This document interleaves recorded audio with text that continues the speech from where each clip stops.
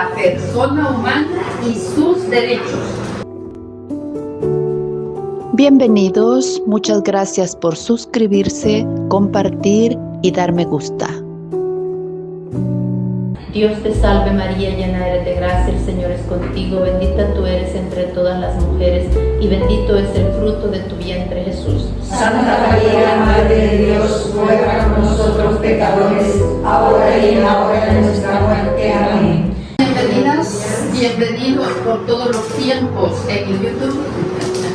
Hoy vamos a ver este capítulo tan bonito sobre la persona humana y sus derechos.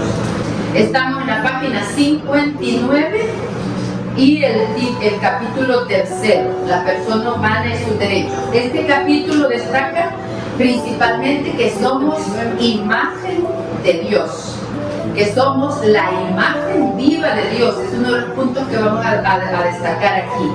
Y también en este capítulo se rechaza el uso de la persona humana como objeto.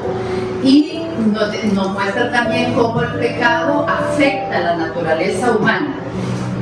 También que el cuerpo y el alma son inseparables y la apertura a la trascendencia. Son los puntos que vamos a desarrollar hoy. Y nos dice también que la libertad va siempre unida a la verdad y a la ley moral. Nos va a hablar de la igual dignidad entre hombres, mujeres, de cualquier acepción de razas, de religiones. Nos va a hablar de la igual dignidad y cómo en la segunda parte de este mismo capítulo vamos a ver cómo los derechos humanos surgen de que somos imagen viva de Dios. Entonces vamos a empezar ya con la lectura en el número 105.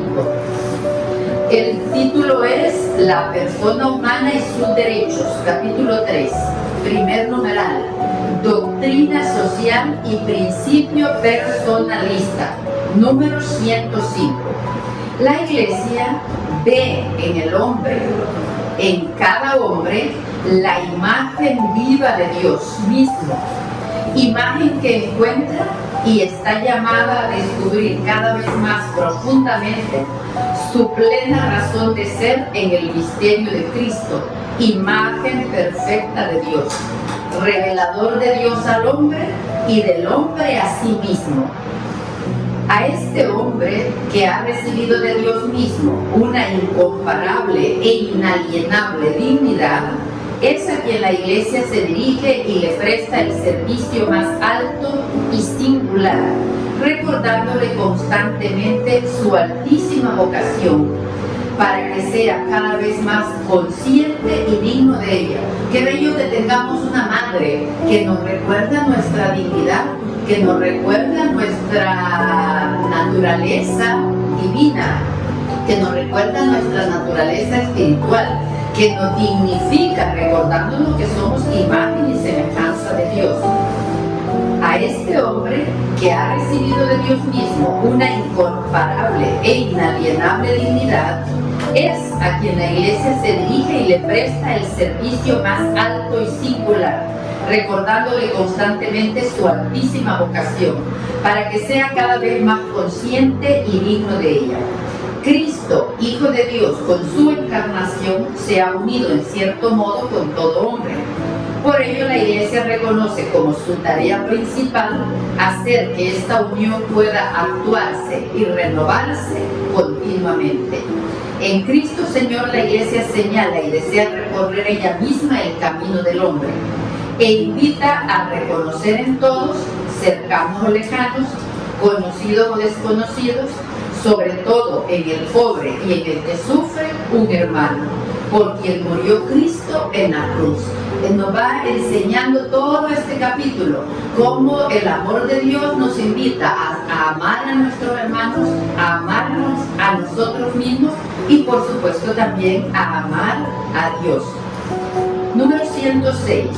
Toda la vida social es expresión de su inconfundible protagonista, la persona humana. ¿Cuántas veces hemos platicado esto?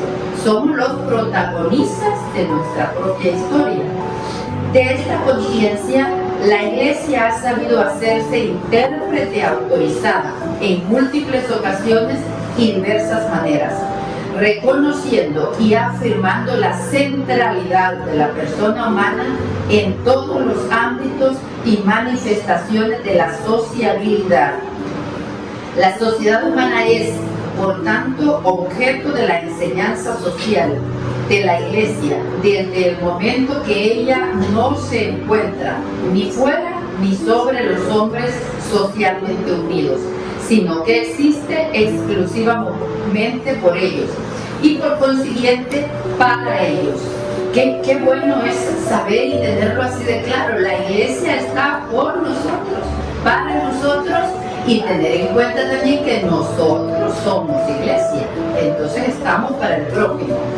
Este importante reconocimiento se expresa en la afirmación de que, lejos de ser un objeto y un elemento puramente pasivo de la vida social, el ser humano es, por el contrario, y debe ser y permanecer su sujeto, su fundamento y su fin.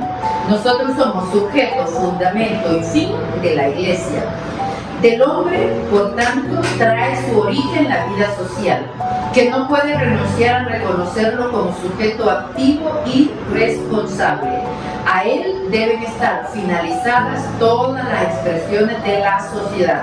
Todas las expresiones de la sociedad deberían estar adecuadas a la dignidad humana por y para la persona humana. 107. El hombre, comprendido en su realidad histórica concreta, representa el corazón y el alma de la enseñanza social católica. Toda la doctrina social se desarrolla, en efecto, a partir del principio que afirma la inviolable dignidad de la persona, mediante las múltiples expresiones de esta conciencia.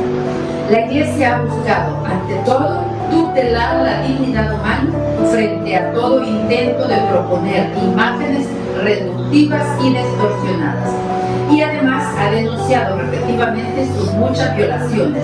Con frecuencia nosotros mismos observamos cuando a la mujer se le utiliza como objeto en los comerciales. Es muy común que en los comerciales, en la televisión, se le trate a la mujer y ahora también a la persona humana en general como objeto. Entonces esto es lo que defiende la Iglesia, nos recuerda nuestra dignidad. Número segundo, la persona humana, imago Dei. ¿Qué significará imago Dei? Imagen de Dios. La persona humana, imagen de Dios. Letra A, criatura a imagen de Dios. Ya este título ya nos indica de qué puede tratar estos numerales. 108.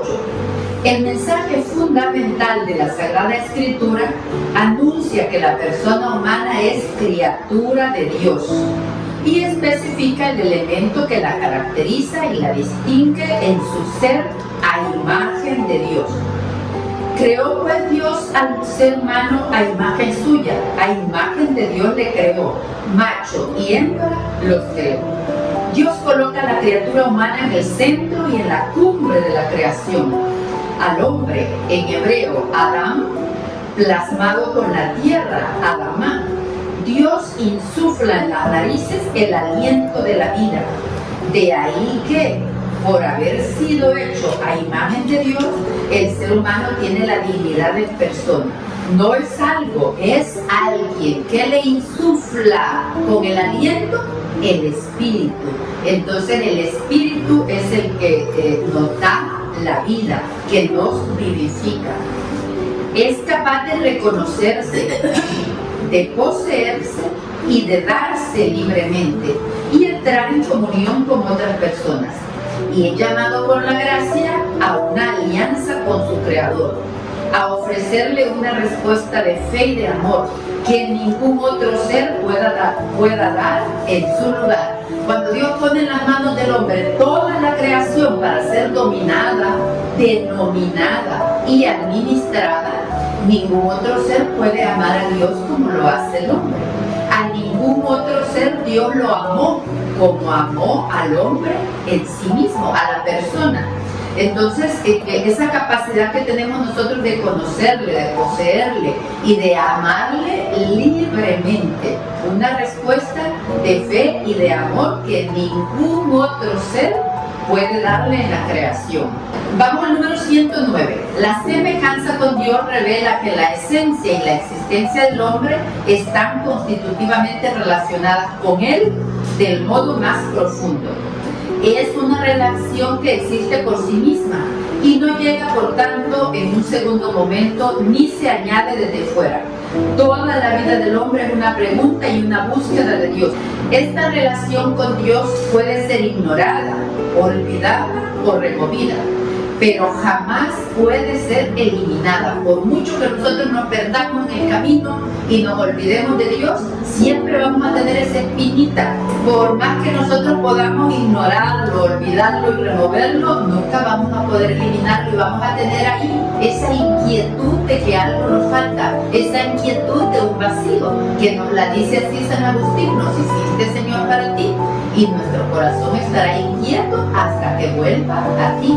Entonces, por mucho que las generaciones quieran ignorar a Dios, está ahí esa inquietud que no por más que se llenen de cosas, no se llenan, no se realizan, no viven en plenitud. Entre todas las criaturas del mundo visible, en efecto, solo el hombre es capaz de Dios. La persona humana es un ser personal creado por Dios para la relación con Él, que solo en esta relación puede vivir y expresarse, y que tiende naturalmente hacia Él. Por mucho que lo evitemos, nuestro alma, nuestro espíritu tiene una tendencia natural hacia Dios. Por eso en toda la historia, todas las tribus más antiguas que conocemos han buscado una noción de Dios. Número 110. La relación entre Dios y el hombre se refleja en la dimensión relacional y social de la naturaleza humana. El hombre, en efecto, no es un ser solitario, ya que por su íntima naturaleza es un ser social y no puede vivir ni desplegar sus cualidades sin relacionarse con los demás. El primer día de clase les digo yo a los alumnos: ¿quién quiere tener un planeta entero para él solito y vivir solito? Nadie. Más de 100 alumnos, nadie quiere un planeta para vivir él solito. Y es que esta es nuestra naturaleza social, relacional. Estamos así en nuestro diseño, para vivir en grupo, en sociedades. A este respecto resulta significativo el hecho de que Dios ha creado al ser humano como hombre y mujer. Qué elocuente es la insatisfacción de que es víctima la vida del hombre en el Edén, cuando su única referencia es el mundo vegetal y animal. Solo la aparición de la mujer, es decir, de un ser que es hueso de sus huesos y carne de sus carnes, y en quien vive igualmente el Espíritu de Dios Creador, puede satisfacer la exigencia del diálogo interpersonal, que es vital para la existencia humana. 111. El hombre y la mujer tienen la misma dignidad y son de igual valor, no solo porque ambos en su diversidad son imagen de Dios, sino más profundamente aún porque el dinamismo de reciprocidad que anima el nosotros de la pareja humana es imagen de Dios. En el Génesis a veces se destaca este nosotros, cuando dice vamos a hacer al hombre. Habla en plural, vamos a hacerlo. Entonces, no solo el hombre es imagen y semejanza de Dios, la mujer es imagen y semejanza de Dios, sino ambos en nosotros. La unión del hombre y la mujer también es imagen y semejanza de Dios. En la relación de comunión recíproca, el hombre y la mujer se realizan profundamente a sí mismos, reencontrándose como personas a través del don sincero de sí mismos. Su pacto de unión es representado en la Sagrada Escritura como una imagen del pacto de Dios con los hombres. Por eso debemos darle gran importancia a la unión del hombre y de la mujer, porque ese pacto que se hace entre nosotros es también imagen y semejanza del pacto de Dios con los hombres. La pareja humana puede participar en efecto de la creatividad de Dios. Y lo bendijo Dios y les dijo: sed fecundos y multiplicados y llenad la tierra. Número 112. El hombre y la mujer están en relación con los demás, ante todo como custodios de sus vidas. A todos y a cada uno reclamaré el alma humana, confirma Dios a Noé después del diluvio. ¿Qué responsabilidad la que tenemos? Somos responsables también de nuestro prójimo, de nuestro hermano, de nuestros hijos, de nuestra familia. A todos y a cada uno reclamaré el alma humana. ¿Qué claro es? Está en Génesis 9:5. Si luego no queremos ir a leer completo el texto. Así le dice Dios a Noé: a cada uno reclamaré el alma humana. Desde esta perspectiva, la relación con Dios exige que se considere la vida del hombre sagrada e inviolable. Esto también nos recuerda el quinto mandamiento, que es: no matarás, porque solo Dios puede reclamar la vida, porque es sagrada e inviolable. Éxodo 20:13, el quinto mandamiento: no matarás, tiene valor, porque solo Dios es Señor de la vida y de la muerte. El respeto debido a la inviolabilidad y a la integridad de la vida física tiene su culmen en el mandamiento positivo: amarás a tu prójimo como a ti mismo, con el cual Jesucristo obliga a hacerse cargo del prójimo. Pero no es pequeño el mandato: amarás a tu prójimo como a ti mismo. Entonces hay que empezar por amarnos a nosotros, ser benevolentes con nosotros mismos, porque no siempre satisfacemos nuestras necesidades básicas: hambre, sed, descanso, y si así amamos al prójimo, pobre prójimo. Entonces también hay que practicar más, amarnos a nosotros mismos. Número 113. Con esta particular vocación a la vida, el hombre y la mujer se encuentran también frente a todas las demás criaturas. Ellos pueden y deben someterlas a su servicio y gozar de ellas, pero su dominio sobre el mundo requiere el ejercicio de responsabilidad. No es una libertad de explotación arbitraria y egoísta. ¡Qué buen apunte! Tenemos derecho a gozar de toda la naturaleza, pero no a explotarla egoístamente. Toda la creación, en efecto, tiene el valor de cosa buena, porque Dios cada vez que hizo algo vio que era bueno. Ante la mirada de Dios, que es su autor, el hombre debe descubrir y respetar este valor. Es un desafío maravilloso para su inteligencia, lo que debe elevar como un ala hacia la contemplación de la verdad de todas las criaturas. Se fijan que ala tiene un numerito, 218. No dice que está en la carta encíclica Fides et Ratio en el prólogo, porque claro, cuando nos queda a nosotras nos queda fuera de contexto, que lo debe elevar como un ala. Uy, ¿por qué dirá esto?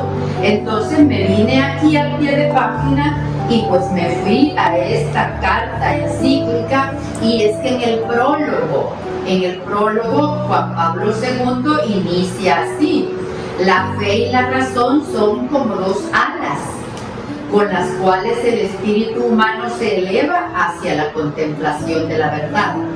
Por eso aquí hace esa relación. A nosotros nos queda un poco en el aire, pero es una cita del prólogo de esta carta encíclica. Siempre cuando nos queda algo que no nos queda claro, hay que ir siempre al pie de página para centrar el tiro. Que lo debe elevar como un ala hacia la contemplación de la verdad de las criaturas, es decir, de lo que Dios ve de bueno en ellas. Algunas veces hoy está de moda decir, ¿verdad? Yo quiero amar al prójimo, pero el prójimo no colabora. Hoy está de moda decir esto. Entonces, ¿qué ve Dios en esta persona? Hay que hacer este ejercicio. ¿Qué ve Dios en esta persona? Oh Señor, déjame ver en esta persona que me es tan difícil lo que tú ves, para acercarme con mayor bondad. El libro del Génesis enseña, en efecto, que el dominio del hombre sobre el mundo consiste en dar un nombre a las cosas.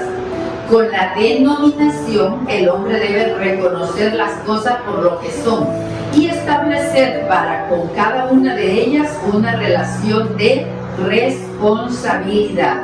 Acá el número que tenemos a pie de página nos cita el número 373 del Catecismo de la Iglesia Católica, y ese número nos dice que estamos llamados a someter, a administrar y amar la tierra a imagen del Creador. Toda la creación, amarla, respetarla, cuidarla como imagen de su Creador, no dominarla arbitrariamente y destruirla, que es lo que estamos haciendo.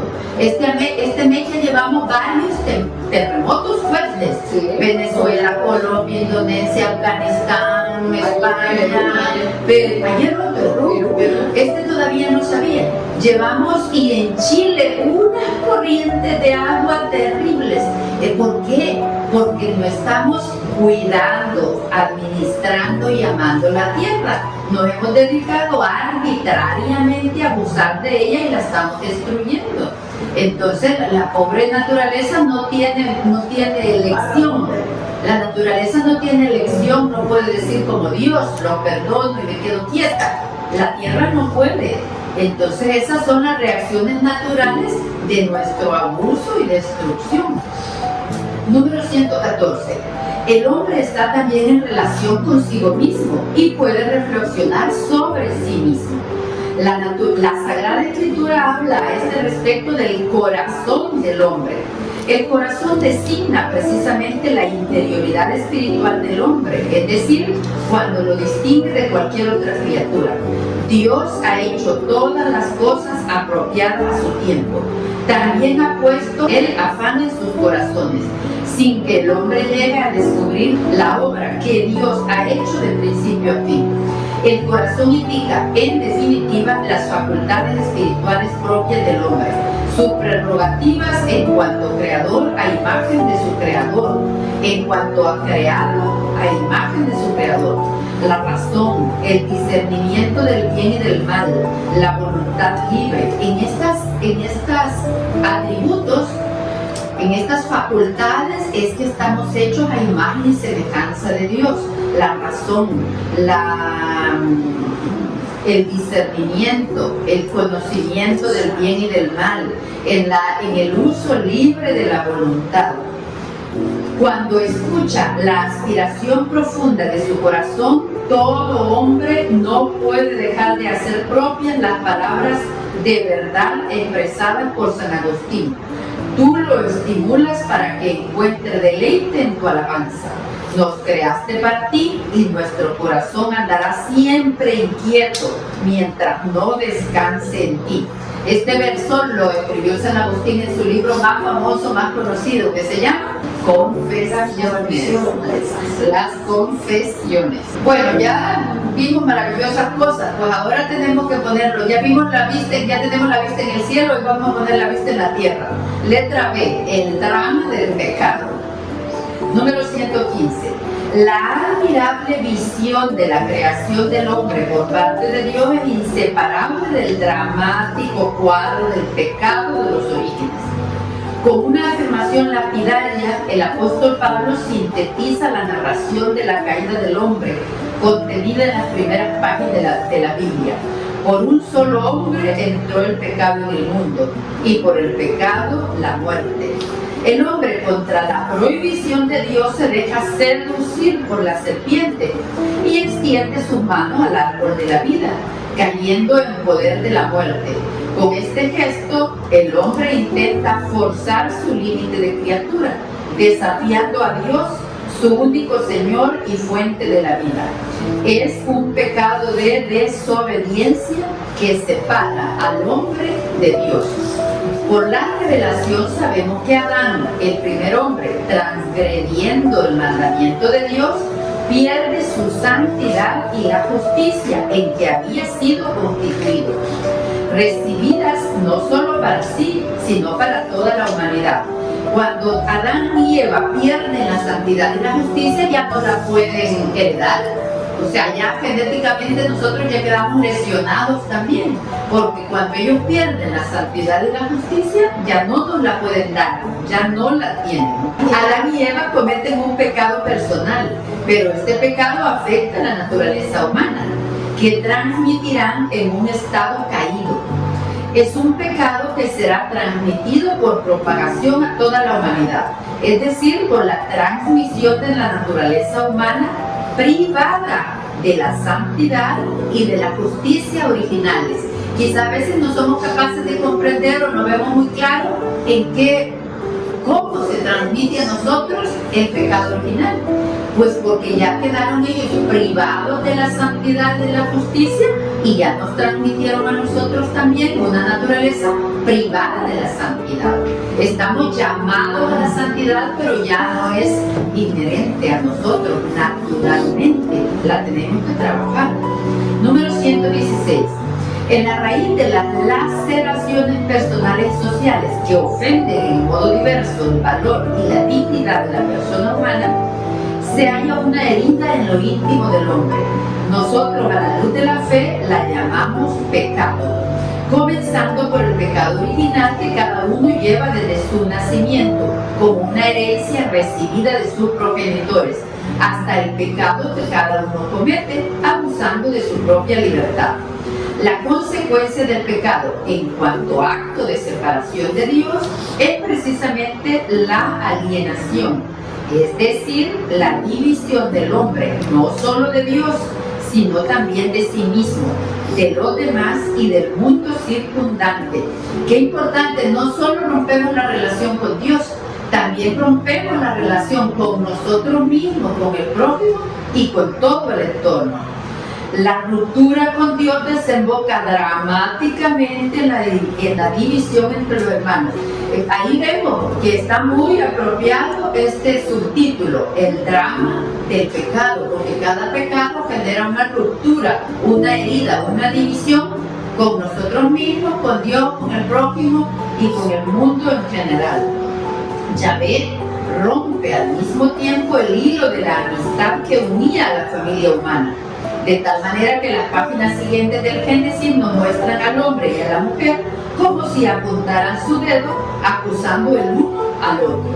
Y más adelante el hermano que hostila a su hermano termina por arrebatarle la vida. Llegamos a extremos, cuando rompemos la amistad con alguien, creo que lo vemos muy claro en los divorcios. Cuando rompemos esa relación con la pareja, ahí la mayoría de los divorcios se complican de un modo extremo, porque al romper la relación con la pareja, con uno mismo, con su propio plan de vida, con su entorno, pierde la dirección y llega a extremos dramáticos, como lo dice este subtítulo. Número 117. El misterio del pecado comporta una doble herida, la que el pecador abre en su propio flanco y en su relación con el prójimo. Por ello se puede hablar de pecado personal y pecado social. Todo pecado es personal, bajo un aspecto. Bajo otro aspecto, todo pecado es social, en cuanto tiene también consecuencias sociales. El pecado, en sentido verdadero y propio, es siempre un acto de la persona, porque es un acto de libertad de una persona en particular y no propiamente de un grupo o de una comunidad. Pero a cada pecado se le puede atribuir indiscutiblemente el carácter de pecado social, teniendo en cuenta que, en virtud de una solidaridad humana tan misteriosa e imperceptible como real y concreta, el pecado de cada uno repercute en cierta manera en los demás. Y tenemos pecados sociales muy típicos que no es fácil ver, que lo hace una persona, pero repercute, como la violencia, el crimen, la pornografía, la prostitución, la corrupción. Ven que son pecados, claro, personales, pero que también es fácil ver cómo constituyen también un pecado social. Número 118. Algunos pecados además constituyen por su objeto mismo una agresión directa al prójimo. Estos pecados en particular se califican como pecados sociales. Es social todo pecado cometido contra la justicia en las relaciones entre persona y persona, entre la persona y la comunidad y entre la comunidad y la persona. Es social todo pecado contra los derechos de la persona humana, comenzando por el derecho a la vida, incluido el del no nacido, o contra la integridad física de alguien. Todo pecado contra la libertad de los demás, especialmente contra la libertad de creer en Dios y de adorarlo. Todo pecado contra la dignidad y el del honor al prójimo. Esta virtud del honor es una virtud social que casi la hemos perdido. Ya no cuidamos el honor de las personas. En las redes sociales, los odiadores, los famosos haters, no cuidan el honor al que le tiran piedras. Entonces hemos perdido también. Es social todo pecado contra el bien común y contra sus exigencias. En toda la amplia esfera de los derechos y deberes de los ciudadanos. En fin, es social el pecado que se refiere a las relaciones entre las distintas comunidades humanas. Estas relaciones no están siempre en sintonía con el designio de Dios, que quiere en el mundo justicia, libertad y paz entre los individuos, los grupos y los pueblos. Vemos ahí claro el tema de hoy. La persona humana y sus derechos, la persona humana y sus múltiples dimensiones. A veces decimos, ay, ¿qué quiere Dios? Yo no sé qué quiere Dios, pues esa es la voluntad de Dios. O ¿cuál es la voluntad de Dios? Que vivamos en la justicia, la libertad y paz entre los individuos, los grupos y los pueblos. 119. Las consecuencias del pecado alimentan las estructuras del pecado. Estas tienen su raíz en el pecado personal y por tanto están siempre relacionadas con actos concretos de las personas que las originan, las consolidan y las hacen difíciles de eliminar. Es así como se fortalecen, se difunden, se convierten en fuente de otros pecados y condicionan la conducta de los hombres. Se trata de condicionamientos y obstáculos que duran mucho más que las acciones realizadas en el breve arco de la vida de un individuo y que interfieren también en el proceso del desarrollo de los pueblos, cuyo retraso y lentitud han de ser juzgados también bajo este aspecto. Las acciones y las posturas opuestas a la voluntad de Dios y al bien del prójimo y las estructuras que éstas generan parecen ser hoy sobre todo dos: el afán de ganancia exclusiva a cualquier precio, por una parte, y por otra parte, el ser de poder a cualquier precio también, con el propósito de imponer a los demás la propia voluntad. A cada una de estas actitudes puede añadirse, para caracterizarla o mejor, la expresión a cualquier precio. Tener poder a cualquier precio, fama a cualquier precio o dinero a cualquier precio. Vamos al número 120, letra C. La doctrina del pecado original, que enseña la universalidad del pecado, tiene una importancia fundamental. Si decimos no tenemos pecado, nos engañamos y la verdad no está en nosotros. Esto lo dice San Juan en su primera carta, en el capítulo 1, versículo 8. Esta doctrina induce al hombre a no permanecer en la culpa y a no tomarla a la ligera, buscando continuamente chivo expiatorio en los demás y justificaciones en el ambiente, la herencia, las instituciones, las estructuras y las relaciones.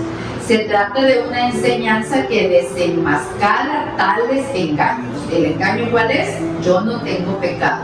Y nos cuesta en realidad hacer examen de conciencia para confesarlo, porque la soberbia nos nubla la visión y nos cuesta encontrarnos pecados y nos engañamos y decimos yo no tengo pecado, nos engañamos a nosotros mismos. La doctrina de la universalidad del pecado, sin embargo, no se debe separar de la conciencia de la universalidad de la salvación en Jesucristo. Ni Dios ni la Iglesia quiere que nos estemos martirizando del pecado. No, que no nos justifiquemos, pero que tampoco nos fustiguemos y estemos contra nosotros mismos reprochándonos el pecado de hace 20, 30, 40, 50 años. Entonces, reconocer la culpa, repararla y dejarla ir, olvidarnos ya de ese pecado. Número 121. El realismo cristiano ve los abismos del pecado, pero lo hace a la luz de la esperanza. Qué interesante, verlos, si logramos ver la realidad, vamos a ver lo grande del pecado que existe actualmente, pero lo vamos a ver con esperanza. Más grande de todo mal, donada por la acción redentora de Jesucristo que ha destruido el pecado y la muerte. En él, Dios ha reconciliado al hombre consigo mismo. Cristo, imagen de Dios, es aquel que ilumina plenamente y lleva a cumplimiento la imagen y semejanza de Dios en el hombre. La palabra que se hizo hombre en Jesucristo es desde siempre la vida y la luz del hombre. Luz que ilumina a todo hombre. Dios quiere en el único mediador, Jesucristo su Hijo, la salvación de todos los hombres. Jesús es al mismo tiempo el Hijo de Dios y el nuevo Adán, es decir, el hombre nuevo. Cristo, el nuevo Adán, en la misma revelación del misterio del Padre y de su amor, manifiesta plenamente al hombre, al propio hombre, y la descubre la sublimidad de su vocación. En él, Dios nos predestinó a reproducir la imagen de su Hijo, para que fuera él el primogénito entre muchos hermanos. Se lo dijo San Pablo a los Romanos en el capítulo 8, versículo 29. Dios nos predestinó a reproducir la imagen de su Hijo. 122. La realidad nueva que Jesucristo ofrece no se injerta en la naturaleza humana, no se le añade desde fuera. Por el contrario, es aquella realidad de comunión con el Dios Trinitario, hacia la que los hombres están siempre orientados en lo profundo de su ser, gracias a su semejanza creatural con Dios. Pero se trata también de una realidad que los hombres no pueden alcanzar con sus solas fuerzas, mediante el Espíritu de Jesucristo, Hijo de Dios encarnado, en el cual esta realidad de comunión ha sido ya realizada de manera singular. Los hombres son acogidos como hijos de Dios por medio de Cristo, participamos de la naturaleza de Dios, que nos dona infinitamente más de lo que podemos pedir o pensar. Qué importante es esto. Dios nos da muchísimo más de lo que nosotros podemos pensar o de lo que podemos pedir. Continuamos en el número 123. La universalidad de la esperanza cristiana incluye, además de los hombres y mujeres de todos los pueblos, también el cielo y la tierra. Destilad cielos como rocío de lo alto, derramad nubes la victoria. Ábrase la tierra y produzca salvación, y germine juntamente la justicia. Yo, Yahvé, lo he creado, según el Nuevo Testamento. En efecto, la creación entera, junto con toda la humanidad, está también a la espera de la redención del Redentor, sometida a la caducidad entre los gemidos y dolores de parto, aguarda llena de esperanza ser liberada de la corrupción. Lo que acabamos de mencionar de los terremotos, la naturaleza también espera con dolores de parto, y lo vemos claramente en lo que acabamos de comentar, en los varios terremotos que llevamos en este mes.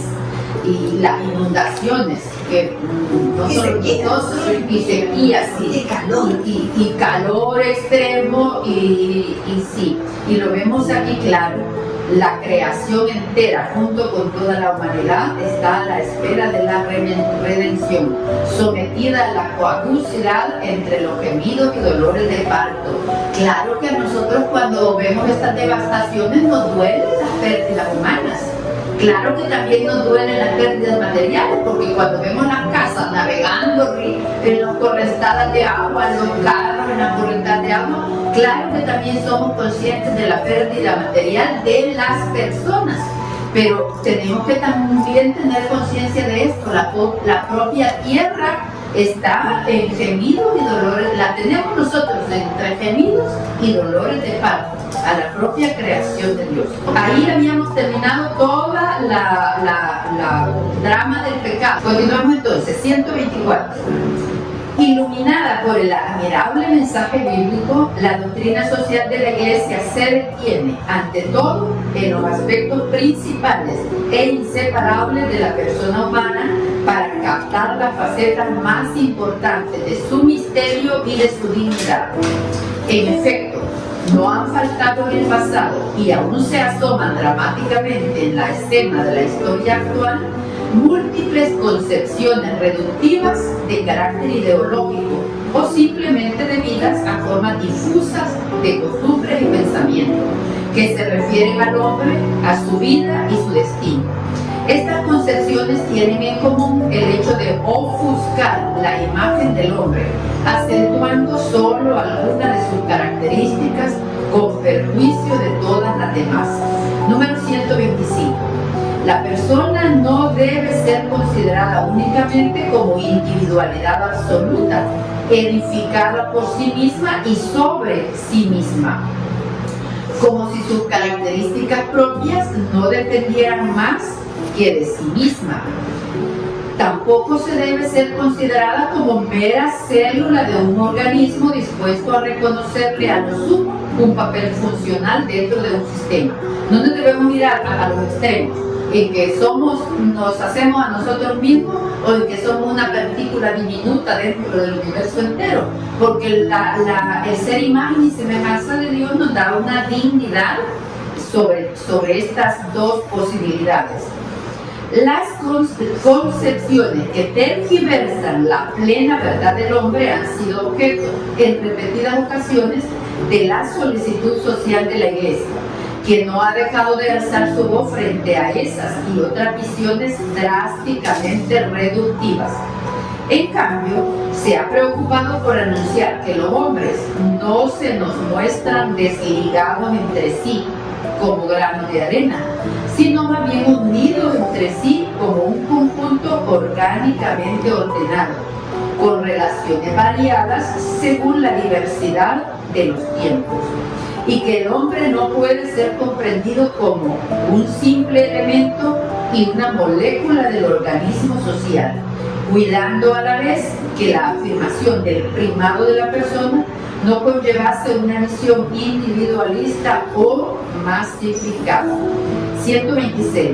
La fe cristiana, que invita a buscar en todas partes cuanto haya de bueno y digno en el hombre, es muy superior a estas ideologías y queda situada a veces en posición totalmente contraria a ellas, en la medida en que reconoce a Dios trascendente y creador, que interpela a través de todos los niveles de lo creado al hombre como libertad responsable. Continuamos con 126, letra la unidad de la persona. Estamos viendo las dimensiones de la persona humana. El hombre ha sido creado por Dios como unidad de alma y de cuerpo. El alma espiritual e inmortal es el principio de unidad del ser humano. Es aquello por lo cual éste existe como un todo, en cuanto persona. Estas definiciones no indican solamente que el cuerpo para el cual ha sido prometida la resurrección participará de la gloria. Recuerdan igualmente el vínculo de la razón y de la libre voluntad con todas las facultades corpóreas y sensibles. La persona, incluida el cuerpo, está formada enteramente a sí misma y es en la unidad del alma y del cuerpo donde ella es el sujeto de sus propios actos morales. Nos señala aquí la unidad de cuerpo y alma. No debemos despreciar al cuerpo y apreciar más al alma, ni viceversa. Ahora tenemos un culto al cuerpo muy fuerte en toda el mundo, muy fuerte. Entonces tampoco debemos despreciar el cuerpo, pero tampoco lo podemos hacer objeto de culto como si fuera más importante que el alma. 128. Mediante su corporeidad, el hombre unifica en sí mismo los elementos del mundo material, el cual alcanza por medio del Creador su más alta cima y alza la voz para la libre alabanza del Creador. Esta dimensión le permite al hombre ser su inserción en el mundo material, lugar de su realización y de su libertad, no como una prisión o en un exilio. No es lícito despreciar la vida corporal. El hombre, al contrario, debe tener por bueno y honrar a su propio cuerpo como criatura de Dios que ha de resucitar en el último día. La dimensión corporal, sin embargo, a causa de la herida del pecado, hace experimentar al hombre de las rebeliones del cuerpo y las inclinaciones perversas del corazón, sobre las que debe siempre vigilar para no dejarse esclavizar y para no permanecer víctima de una visión puramente terrena de su vida. Yo veo muy fácil de explicar esta idea a través de la sexualidad. Es muy distinta la naturaleza sexual que Dios ha puesto en cada uno de nosotros y más fácil de gobernar si no la tenemos alimentada de la pornografía, de la lujuria. Es muy distinta la sexualidad que Dios puso en nosotros y vio que era buena a la lujuria que ahora ponen todos los medios de comunicación. Entonces allí es fácil ver esta idea. Tenemos que honrar a nuestro propio cuerpo como algo bueno que Dios creó y vio que era bueno, pero también cómo lo alimentamos. El último párrafo del número 128. Por su espiritualidad, el hombre supera la totalidad de las cosas y penetra en la estructura más profunda de la realidad. Cuando reflexiona sobre su propio destino, el hombre se descubre superior al mundo material por su dignidad única de interlocutor con Dios, bajo cuya mirada decide su vida. Qué hermoso, somos lo único que hablamos con Dios. Él, en su vida interior, reconoce tener en sí mismo la espiritualidad y la inmortalidad de su alma y no se percibe a sí mismo como partícula de la naturaleza o como elemento anónimo de la ciudad humana. Qué bonito párrafo. Por su única dignidad de interlocutor con Dios, bajo cuya mirada decide su vida, se percibe a sí mismo su espiritualidad y la inmortalidad de su alma. Tenemos que ver más para adentro para reconocer nuestra propia grandeza. 129. El hombre, por tanto, tiene dos características diversas. Es un ser material vinculado a este mundo mediante su cuerpo y un ser espiritual abierto a la trascendencia.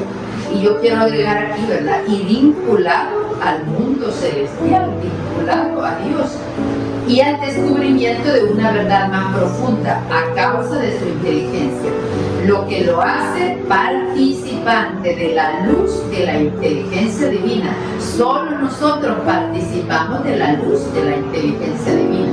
Último párrafo. Ni el espiritualismo, que desprecia la realidad del cuerpo, ni el materialismo, que considera el espíritu una mera manifestación de la materia, dan razón de la completud, de la totalidad y de la unidad del ser humano. Tenemos que mantenernos siempre en esa dirección, unidad de cuerpo y alma. 130. Apertura a la trascendencia y unicidad de la persona, abierta a la trascendencia.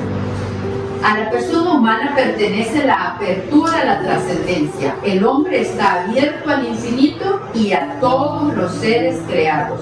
Está abierto sobre todo al infinito, es decir, a Dios, porque con su inteligencia y su voluntad se eleva por encima de todo lo creado y se eleva por encima de sí mismo.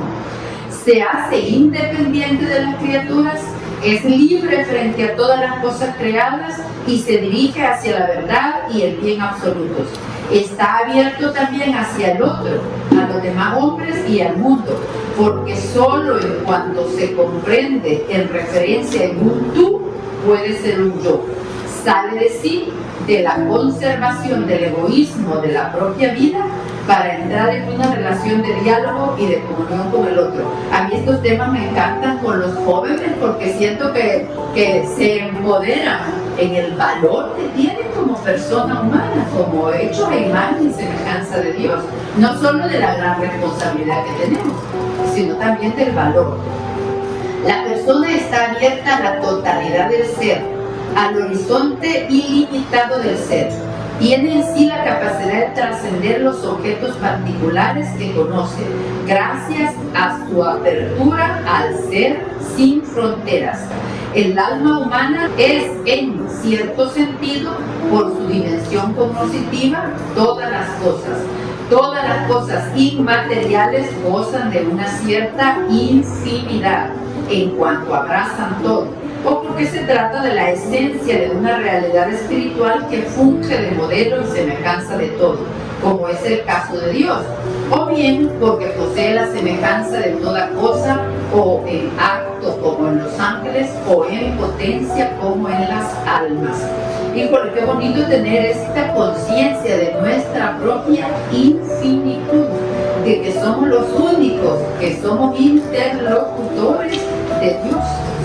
Letra B, ya casi terminamos. Única e irrepetible. 131. El hombre existe como un ser único e irrepetible. Existe como un yo capaz de autocomprenderse, autoposeerse y autodeterminarse.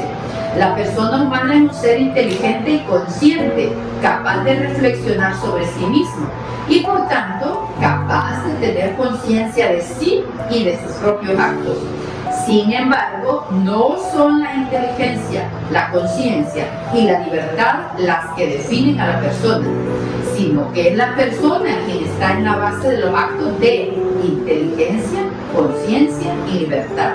Estos actos pueden faltar, sin que por ello el hombre deje de ser persona. Me recuerda este verso, cuántos casos hemos leído de personas que estuvieron en los campos de concentración nazi y conservaron su libertad, su conciencia, su voluntad. La persona humana debe ser comprendida siempre en su irrepetible e insuprimible singularidad. En efecto, el hombre existe ante todo como subjetividad, como centro de conciencia y de libertad, cuya historia única y distinta de las demás expresa su irreductibilidad ante cualquier intento de circunscribirlo a esquemas de pensamiento o de sistemas de poder, ideológicas o no. En la clase anterior que vimos la semana pasada, que vimos los apuntes históricos de la doctrina social de la Iglesia y tocamos mucho el nazismo, el fascismo y todas esas ideologías que han llevado al hombre por caminos difíciles, desesperados casi. Entonces es importante que la persona humana debe de permanecer en control, digamos, de nuestra inteligencia, de nuestra conciencia, de nuestra libertad. Continuamos en el 132, el respeto de la dignidad de la persona. Una sociedad justa puede ser realizada solamente en el respeto de la dignidad trascendente de la persona humana. Esto de trascendente, cuando Jesús nos dice, todo lo que hiciste a estos pequeños, a mí me lo hiciste. Y que también Santiago nos recuerda que con nuestras obras y nuestra fe vamos a ser juzgados. Entonces cada cosa que hacemos es trascendente, porque va a ir con nosotros a un juicio final y de ello va a depender, además de la misericordia de Dios, por supuesto, el destino final de nuestra alma hacia la eternidad. El orden social, pues, y su progresivo desarrollo deben en todo momento subordinarse al bien de la persona, ya que el orden real debe someterse al orden personal y no al contrario. El respeto de la dignidad humana no puede absolutamente prescindir de la obediencia al principio de considerar al prójimo como otro yo, cuidando en primer lugar de su vida y de los medios necesarios para vivirla dignamente. De verdad que si en todo el universo, en todo nuestro planeta, todos cuidáramos del otro como nuestro propio yo, en realidad no habría pobreza, no habría necesidad, no habría desesperación. El respeto de la dignidad humana no puede absolutamente prescindir de la obediencia al principio de considerar al prójimo como otro yo, cuidando en primer lugar de su vida y de los medios necesarios para vivirla dignamente. Número 133. En ningún caso la persona humana puede ser instrumentalizada para fines ajenos a su mismo desarrollo, que puede realizar plena y definitivamente solo en Dios y en su proyecto salvífico. El hombre, en efecto, en su interioridad trasciende el universo y es la única criatura que Dios ha amado por sí misma.